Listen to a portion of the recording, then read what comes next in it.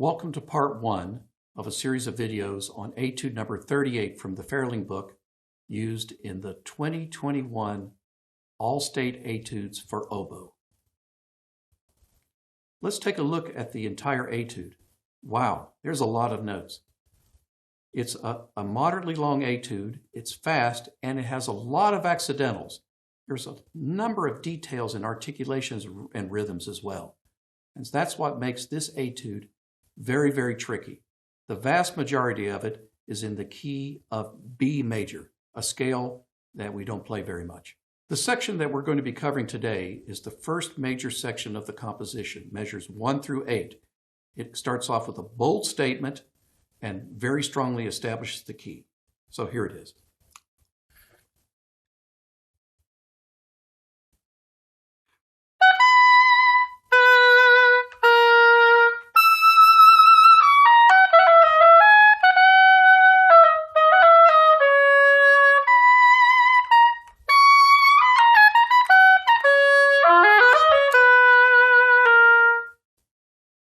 So not only does this etude have the B major scale, I've constantly got to be on my guard thinking about A sharp.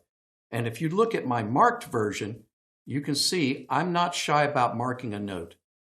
One of my good friends tells his ensemble, the first time you miss a note, that was a mistake. The second time you miss it, that's a choice.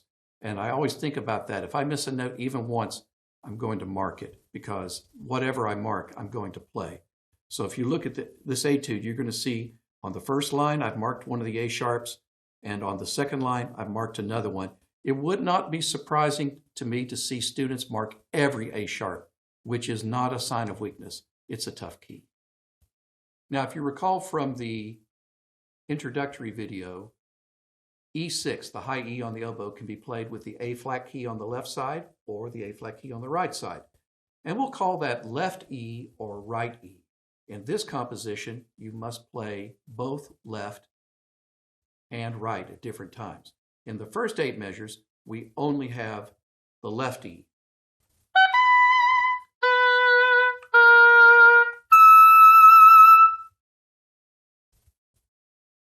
Well, now we're into the nuts and bolts of our excerpt for today, the first 8 measures. Let's take a look at the rhythms. The first section, a 1, 3, 1, 3, and 2, and triplet 4, a 1, a 3. Notice we have a triplet right next to a dotted eighth note. So let's think about that. Triplet 4, a 1. Please don't play swing. Triplet 4, a 1. Judges are going to be, after the first auditioner plays, judges are going to be clued into that right away to see if somebody plays it. Now here's the second section, starting on the and of beat 3. And 4 and 1, 3, 1, 2, pullet, triplet 1, a 2, pullet, triplet 1, 3. Don't be shy about stopping the video and going back and listen to the counting many times. You'll notice I don't do grace notes in the basic counting, and you should not either. Learn the basic counting first, and then add the grace notes so that you don't change the rhythm. Right off the bat, we have a bold opening statement with 4 accented notes in a row. How to do that? It's easy to play 1 accented note, but then if you play legato, I'm tempted to use the tongue. The tongue should not create an accent. Accent is a function of air. So when we have consecutive accented notes tongued, there should be the tiniest space between it, not a breath, but a dent in the airstream.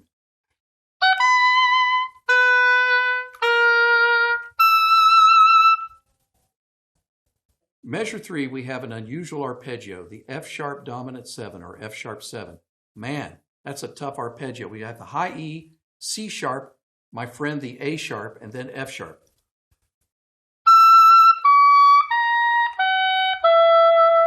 Oof. That's going to need some practice, right?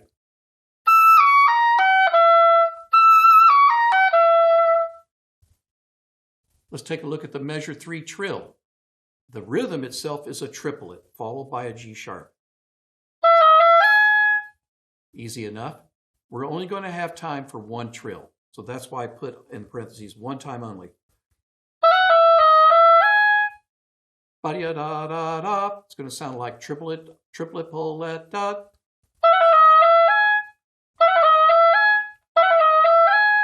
You want to practice that several times, of course. Don't start the trill early. It should not be ba-da-da-da-da-dee. It shouldn't sound like race notes. It should be ba-da-da-da-dee. Double dotted quarter note. Why? Well, we could have written it as quarter note tied to a dotted eighth note, and that would have been perfectly fine. But the double dotted note serves the same function, a beat plus 3/4. So it's like a quarter note tied to a dotted eighth note. And so in measure 4, we get this rhythm. 1, 2, a 3, but of course beat 1 is tied into the next note. D, yada. And again, please make a big difference between the triplet idea and the 16th note at the end. I know there's a breath mark in measure 4, but I would encourage you just put a little space and stay in tempo. You can fit the breath mark in later. You'll notice I do it in between beats 1 and 2 of measure 6. So when we play measure 4, if we actually do a breath, here's how the phrase gets interrupted.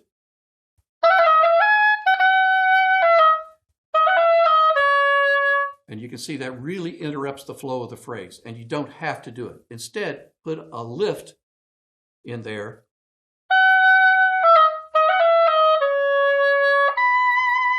Put a lift only, and you'll get a chance to take a quick breath in the middle of measure 6. The high E natural, of course, is the obvious high point of the phrase. So we need to come down a little bit from the high point, and we'll do that right before that breath mark with the decrescendo I marked in parentheses. Just a little decrescendo is enough. You just can't stay loud forever. Now let's take a look at the end of measure 4. I marked the D sharp with the left finger because that's the only way it can be played. You're going to be playing D sharp to C sharp. So you have the regular D sharp first, ya da da with the grace note, then you play left D sharp, and then you have C sharp. That's unfortunately the only way it can be played. Hold the oboe very firmly with your index fingers and thumbs so it doesn't rock from side to side when you go from left to right finger. Measures 7 and 8. Why is the E sharp in there? Well, Ferling, like one of the other etudes we just looked at earlier in a different video, Ferling has changed keys briefly. And measures 7 and 8, if you look at the material, it's the F sharp major scale. So it's really not necessary to practice the F sharp major scale, but that's why that E sharp is in there instead of writing F natural. So please be aware of the fact that you're using different material, slightly different material, one extra sharp for those concluding 2 measures. Measures 7 and 8 are the hardest technical passages of these opening 8 measures. Not only are there a variety of rhythms, 1, a 2, pull-let, triple-let, 1, but there's all kinds of nasty leaps, including this arpeggio. Now you'll notice what I've done is, in my practice, I played the left E sharp. Of course, that's left F, right? I played the left E sharp as left F. But it's certainly okay to play it as forked F. You're going to be forgiven. Forked F does not have the most beautiful tone. It's not perfectly in tune, but it's located in the middle of the triplet where we would say it's hidden. Playing it by itself with forked F, we're going to sound like this.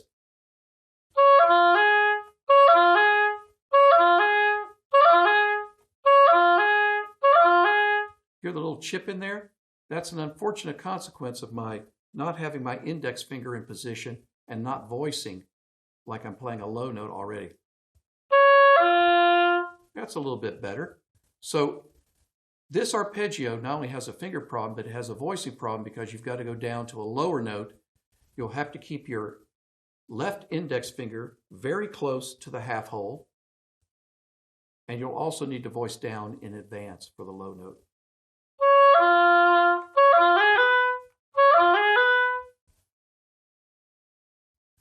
The left F is okay So is the forked F, whichever you feel is more comfortable for you. Measure 8 will have a taper downward, a slight decrescendo, just like measure 4. So we have a parallel phrase shaping involved. Here was measure 4's ending. Here is the ending of measure 7 and 8.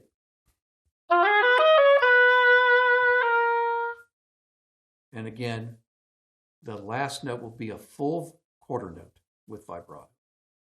As this is a very difficult technical composition, work small sections first and then slowly put them together. So for example, let's take a look at measure number 6.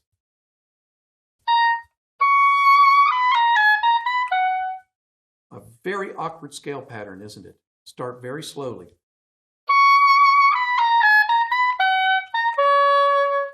And then spend some time connecting them together. The wise course of action is think micro and put the small bits together with a goal of a larger term or macro in mind. As you're allowed to play one note before the etude begins, and the excerpt that we're doing today is the beginning, I encourage you to choose the F sharp, the starting note, as your so-called one-note warm-up.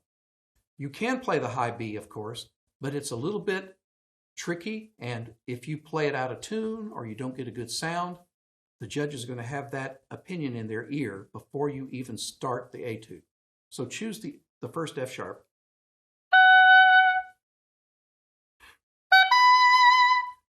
The F sharp is probably your best course of action for this composition as a starting note. Now we've looked together at the first 8 measures of etude number 38. Like the other etudes and your scales, journal your progress. Daily practice is important.